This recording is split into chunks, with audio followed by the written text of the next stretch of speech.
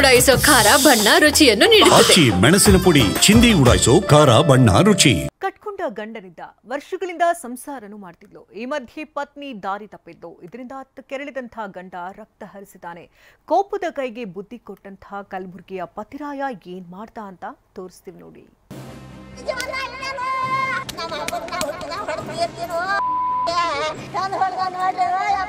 ಎದೆ ಎದೆ ಬಡಿದುಕೊಳ್ತಿದ್ದಾಳೆ. ಹೆತ್ತ ಮಗನನ್ನ ಕೊಂದವನನ್ನ ಕೊಲ್ತೇನೆಂದು ಶಪಥ ಹಾಕ್ತಿದ್ದಾಳೆ.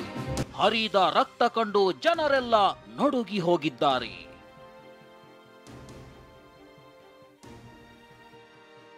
ನಂಬಿದ್ದ ಗೆಳೆಯನಿಂದಲೇ ಪತ್ನಿ ಜೊತೆ ಡಿಂಗು ಡಾಂಗ್.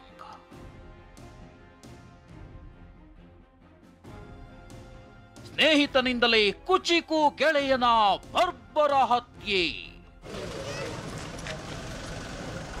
ಕಲಬುರಗಿ ಜಿಲ್ಲೆ ಕಮಲಾಪುರದ ಮುರಂಡಿ ಗ್ರಾಮದ ಈ ಅಂಬರೀಶ್ ಭೀಕರವಾಗಿ ಹತ್ಯೆಯಾಗಿದ್ದಾನೆ.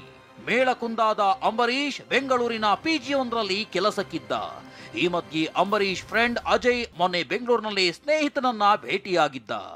ನನ್ನ ಹೆಂಡತಿ ಮನೆ ಬಿಟ್ಟು ಹೋಗಿದ್ದಾಳೆ, ನೀನು ಒಂಚೂರು ಆಕೆಗೆ ಬುದ್ಧಿ ಹೇಳಿ ಬಾ ಅಂತ ಹುಟ್ಟೂರಾದ ಮರಂಡಿಗೆ ಕರೆ ತಂದಿದ್ದ.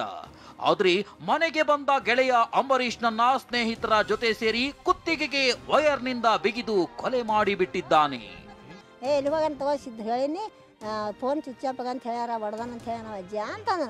ಹೊಡೆದಾನ ಅನ್ನೋದು ಮತ್ತೆ ಮುಂಜಾ ಹತ್ತಿದ್ರಿ ಎತ್ತಿರಲಿಲ್ಲ ಅಜ್ಜನ ಹತ್ತಿರ ಅಜ್ಜನ ಹೇಳ್ತೀನಿ ಹತ್ತಿಲ್ಲ. ಆಕೆ ಅಜ್ಜನ ಹೇಳ್ತೀನಿ ಹತ್ತಿರ ಆಕಿನ ಹತ್ತಿರ ಯಾರೋ ಎತ್ತಿಲ್ಲಪ್ಪ ಅದಕ್ಕೆ ನಮ್ಮ ಸಸಿ ಅನ್ನೋದು ಕೇಸನ ಕೊಟ್ಟು ಬರೋಣ್ರಿ ಅಂದರು. ಕೇಸ್ ಯಾಕೆ ಕೂಡ ನಿಂದ್ರು ನಾಳೆ ಬಂದು ನೋಡಮ್ಮ ಅಂತ ಪಾರ ಅಂತು. ಹಂಗೆ ಅಡ್ಬಿಡಿಯಾಗಿ ಬೀಳಕ್ಕೆ ಹೋಗಮ್ಮಿ ಹೆಂಗೆ ಇರ್ತಾರಲ್ಲ ಅಂತ ಅನ್ನೋದು ಈ ಹಣನೇ ಹೋಗ್ಯ.